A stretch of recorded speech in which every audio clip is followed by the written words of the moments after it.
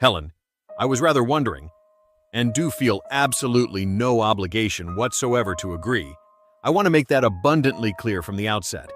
Whether you might, perhaps when the moment feels entirely right for you personally, be open to the possibility of considering that we might potentially begin.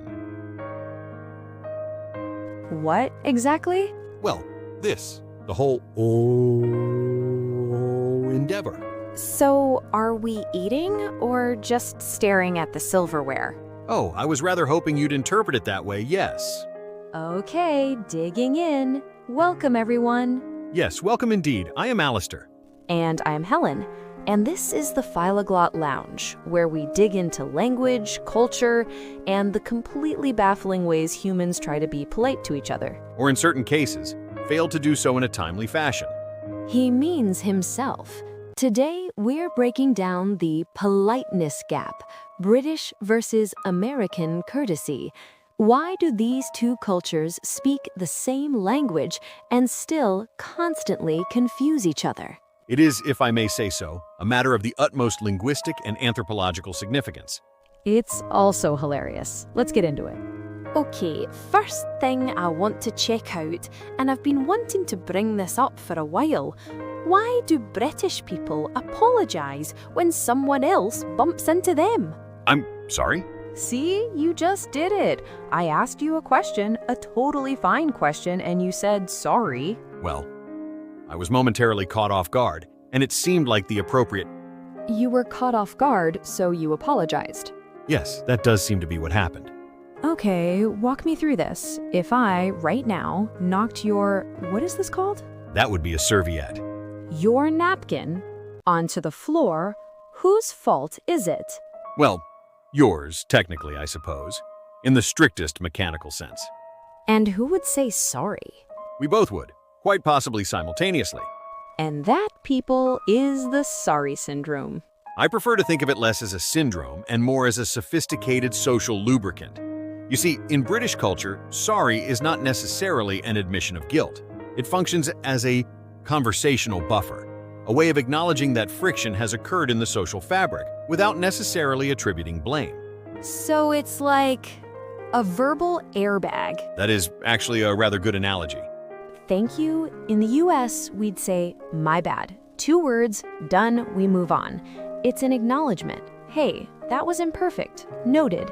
But it doesn't come with this whole performance of remorse. My bad. It's so blunt. It's sufficient. It sounds like a grammatical error that simply gave up trying to correct itself. Meanwhile, a British person would say what exactly if they stepped on your foot? Oh, I'm dreadfully sorry. How terribly clumsy of me. I do hope I haven't caused any lasting discomfort. And then? And then I would probably apologize again approximately 30 seconds later in case the first one wasn't sufficient. And if I stepped on your foot? You would say, my bad. I would say, no, my fault entirely. And we would both walk away mildly confused.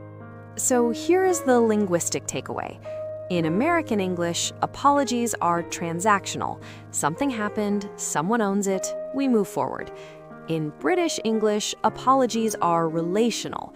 They're about maintaining harmony, not assigning blame. Neither is wrong. They're just operating on completely different software. Although I would gently suggest that British software is rather more elegant. And I would suggest that British software takes 45 minutes to load a single apology. Touché. All right, let's figure out the big one, indirectness. Alistair, explain to our viewers what a British polite request actually sounds like. Give me a real example. Certainly. Suppose I required you to, let's say, pass the salt. Okay. I was rather wondering, and please don't feel at all compelled, whether you might, if it weren't too frightfully inconvenient, possibly consider passing the salt, if you happen to be so inclined. So... You need the salt. I do, yes? For the food. Right in front of you. That is correct. And you just delivered a 40-word sentence to get it. I wanted to make absolutely certain you felt no undue pressure.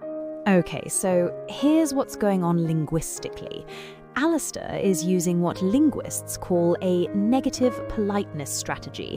He's essentially building this whole escape route into the request so that I could say no without anyone losing face. The more indirect the request, the more polite it is in British English. The phrase, "I would be ever so grateful if," is not being dramatic, it's actually encoding a very high level of social respect. Precisely. The indirectness is not inefficiency, it is consideration. It signals that your autonomy, your comfort, your entire right to exist as an independent agent is being respected. I get that. I actually think that's kind of beautiful. But, and here's the American brain kicking in, there's a cost. Because half the time, British indirectness gets misread as not actually wanting the thing. Oh, this is a very real problem. We have a concept, informally, called the British no. If someone says, "Oh, you really needn't have bothered," they may in fact be devastated that you didn't bother. So the polite phrasing actively hides the real feeling? It softens it considerably. Whereas in American English, I would just say, "Hey, pass the salt." Yes, you would. And that's not rude. That's just direct. Americans use directness as a form of respect. I respect you enough to not waste your time with verbal filler. I trust our relationship enough to just ask. It is, I confess, a coherent philosophy.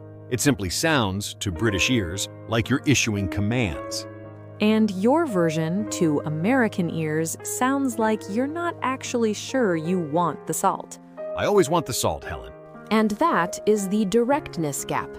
Same goal, same salt, completely different conversational routes to get there. Neither culture is being more or less polite, they've just defined politeness differently. Americans encode respect through efficiency. Brits encode respect through, what would you call it, Alistair? Through consideration of the other. Through making clear, at every step, that their needs are paramount. Beautifully put. Thank you. I was rather hoping you'd think so. Hold on. I need to bring this up because it's been bothering me since we sat down. Oh? The fork. You're holding the fork tines down, facing the plate the whole time. Why? Because that is how one holds a fork. In America, you hold the fork tines up, like a little scoop. It's just easier. Like a scoop. Yeah, you get more food that way. Helen, this is not a shovel scenario.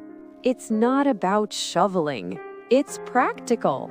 The continental style, fork tines down, knife in the right hand, is, I would gently suggest, the more controlled approach.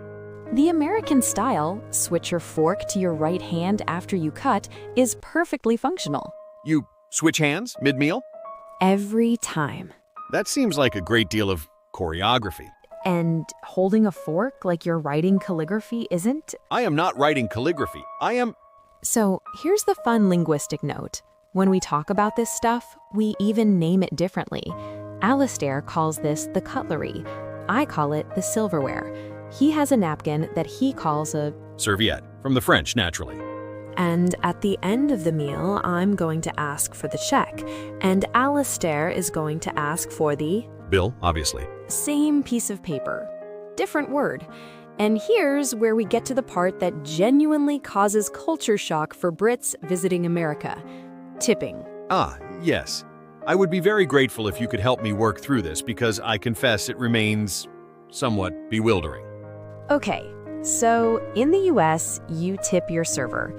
15 to 20% minimum. That's just the deal. But why is it built into my arithmetic? Surely the establishment should simply pay their staff.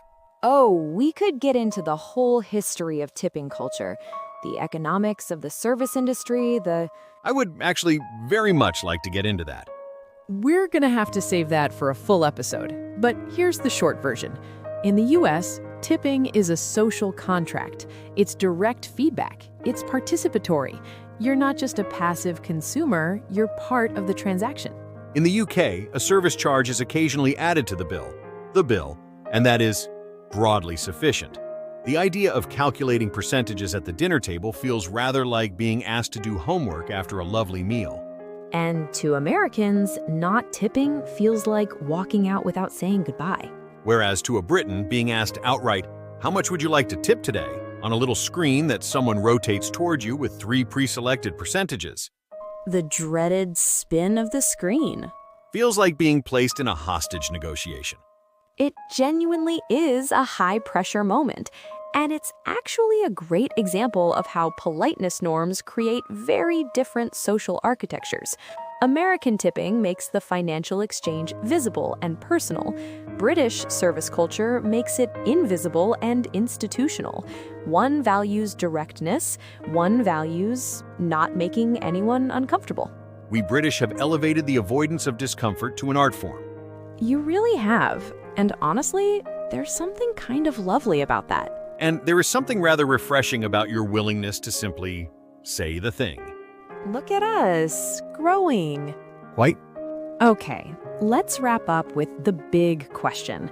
After all of this, the sorries, the indirect requests, the tipping panic, the fork choreography, what actually is politeness? I rather think it is the effort to make another person feel considered, valued, as though their comfort matters to you. The form that effort takes may vary enormously across cultures, but the underlying impulse, if I may, is fundamentally the same. That was actually really beautiful, Alistair. I do have my moments. What he said.